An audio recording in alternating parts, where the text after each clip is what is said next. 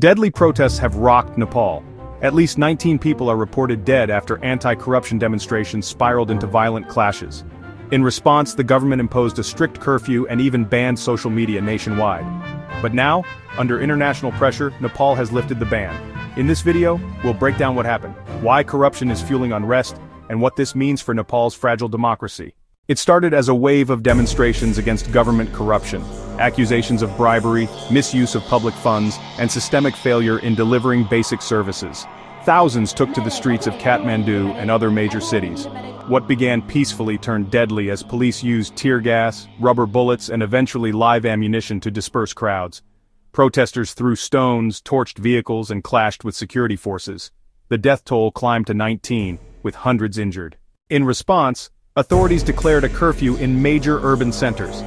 Most strikingly, they banned social media platforms like Facebook, TikTok, and X, saying they were being used to spread misinformation and incite violence. But critics saw it differently, a blatant attempt to silence dissent and hide images of the crackdown from reaching the world. The ban sparked outrage. Human rights groups, Western governments, and the United Nations condemned the shutdown as a violation of free expression.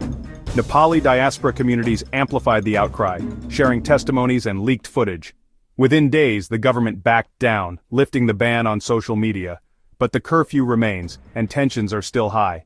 Corruption has long plagued Nepal's political system. Billions in foreign aid and development funds have vanished into opaque deals.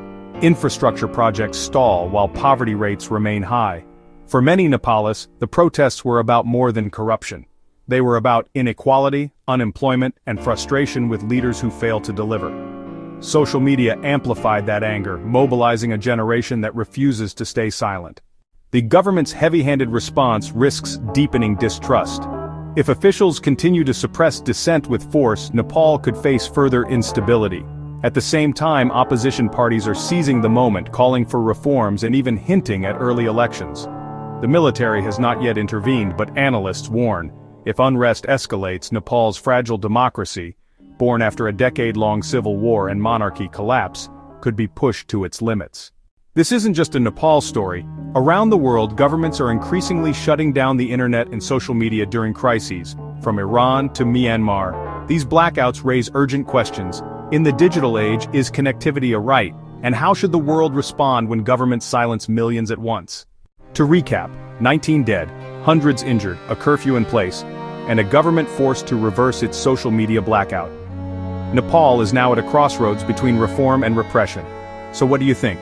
Was the social media ban about stopping violence, or silencing dissent? Let us know in the comments.